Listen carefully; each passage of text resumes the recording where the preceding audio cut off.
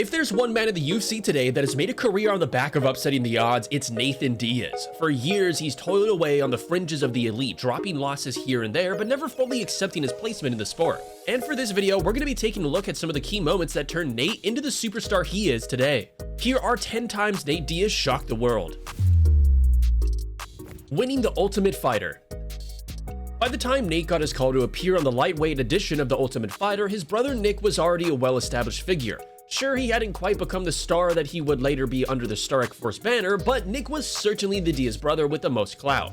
Many disregarded Nate as Nick's little brother and didn't really see him as a fighter who could really live up to his billing. However, 3 straight submission victories in the TUF house left Nate with the opportunity to score a UFC contract. When the final came around, Diaz's opponent Manny Gambrian lost the fight due to a shoulder injury, but make no mistake, Nate had left little doubt as to who the best fighter in the tournament was, and he backed this up by going 5-0 in his first 5 walks to the UFC octagon. It would be another decade before he truly became a sensation, but even the earliest days of Nate Diaz's time in MMA were spent proving people wrong.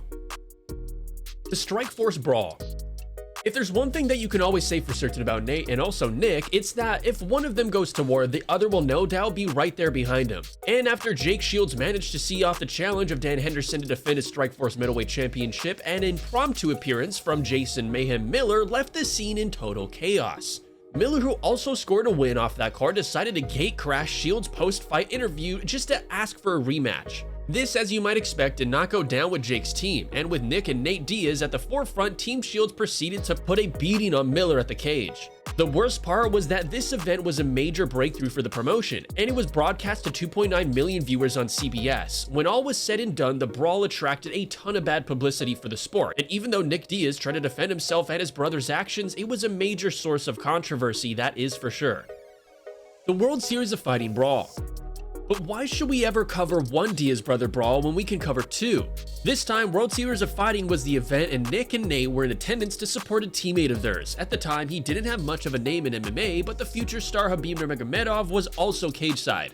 Who knows what exactly happened to set things off, but before anyone knew what was going on, Khabib and Nate's team were fighting it out in the crowd, a skirmish that even spilled into the backstage area sometime after. Nate claims to have landed a clean shot on the face of the Eagle during this altercation, which in his own mind makes him the only man to have ever scored a win against the undefeated Russian. Nurmagomedov's claims that Nate Diaz was the one who kicked things off, shouting insults at him from afar before Nick then threw a drink at him.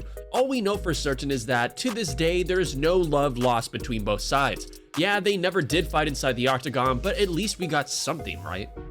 The Call-Out. Sometimes all it takes is one singular moment to change an athlete's life, and for Nate Diaz, though he had more than a few standout wins inside the cage, the real game changer came when he decided to take the microphone after a dominant showdown against Michael Johnson and call out the biggest name in the sport. At that time, Diaz was coming off a long layoff, and most expected Johnson to run through him, but no, Nate was slick on the feet throughout, taunting his opponent constantly, as if he was surprised by just how little Johnson had for him. When the unanimous decision was declared, Nate told the world that a certain Irishman had been taking everything that he spent his career working for, and the rest was history. Submitting Conor McGregor. Nate's call-out of Conor McGregor was probably not enough on its own to warrant giving him a shot at the featherweight king. I mean, it didn't make any sense whatsoever. Conor was on a collision course with the lightweight belt, and Nate was hovering around the fringes of the title picture. But fate had bigger plans for the Stockton native, and when the 155-pound champion Rafael dos Anjos was forced out of the fight due to an injury, the UFC called on Nate, likely hoping that Conor McGregor would put him away with ease before slipping back into a massive super fight. If that was the script, however, they clearly forgot to send it to Diaz, and after absorbing some of Conor's best punches, he upped the intensity, eventually tagging McGregor and forcing him to shoot for the takedown. And if you know anything about Nate Diaz's BJJ skills, it's a death sentence right there. Diaz tapped Conor with a swift rear naked choke, shocking the world and immediately becoming a household name there and then. Remember, if you're enjoying our content and want to see more, be sure to leave a like before subscribing to the channel so you don't miss out on any of our weekly uploads. Slapping the Boss. We're sure that there are more than a few UFC fighters who would relish the opportunity to fight Dana White in a cage. White has made quite a few enemies over the years, Tito Ortiz, Randy Couture, Chris Cyborg, and many others, but the closest thing we got to some actual revenge was when Nate was actually allowed the opportunity to land a trademark Stockton slap right on the face of the boss. Yeah, Dana was in on it and it was all for fun, but the internet kinda lost their minds when this extremely meme-worthy moment first surfaced. You could just tell that Dana regretted it as soon as it happened, especially when we consider just how up and down the pair's relationship has been in the time since. When Nate usually lands a slap, it's generally followed by a string of combination punches. On this occasion though, it was followed by an online explosion. Bottlegate. If there's one constant theme or pattern that you'll see from Nate Diaz, it's that he's never too far away from brawling or pushing the law to its limit. And sure enough, when the tension between him and his great rival Conor McGregor was reaching its boiling point, chaos broke out during the UFC 202 press conference. Nate was basically sick of listening to Conor by around the midway point of the press conference and decided to leave the stage, walking away as Conor was talking. McGregor, as you might expect, did not appreciate this, and after shouting a few insults at Diaz and his team, the two sides began throwing everything they could get their hands on at each other. Water bottles, Monster Energy cans, all flying through the air as the UFC security tried to regain control. In the end, this helped the UFC 202 pay-per-view sell even more than it would have originally. But to say that Dana White was angry would be putting it lightly. The rebound.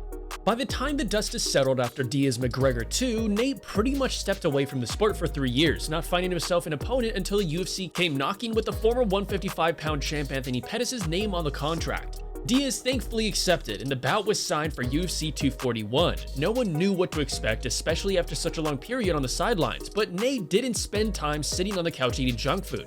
No, he had been working hard as ever in the gym, perfecting his all-around game, and when fight night came around, it was vintage Nate Diaz. The bout was competitive, sure, but in the third round, Nate stepped on the gas in a huge way, nearly finishing the much more active fighter Pettis. Diaz was back in the win column, and his status as an unmissable pay-per-view draw was once again set in stone. The 25th minute. The announcement that Nate would be returning to take on the top 5 welterweight contender Leon Edwards left more than a few people scratching their heads. Why would Nate fight someone with no real star power and an extremely technical style that would possibly result in a pretty boring fight? Well, maybe Diaz knew something that we didn't, but for 24 minutes of that 5-round affair, it didn't look like it. Leon pierced Diaz up like it was a walk in the park for him. In the middle of the fight, the fans were pretty vocal online as they asked the same question: what is the point of this? We all knew that Leon was the more advanced fighter, and he was proving this beyond any doubt. But then, out of nowhere, within just 60 seconds on the clock, Nate timed a perfect left hand right on the chin of his opponent. All of a sudden, the momentum swung wildly and Nate swarmed. In the end, he couldn't get Leon out there in time, but in the long list of Nate Diaz's moral victories and fights, this stunning final minute against Leon Edwards had to be right at the top. Signing on the dotted line. And finally, we come to the most recent shock of them all, the reason for this video's very existence. Nate is in a bit of a tricky situation with his contract. For years now, he's been asking Dana White and his team to let him go, to leave him in the promotion and try his hand at free agency. Well, now that his final UFC fight is over, Nate Diaz is officially a free agent and plans on doing things outside the UFC. Kudos to you, Nate Diaz, that is one ballsy move in our book.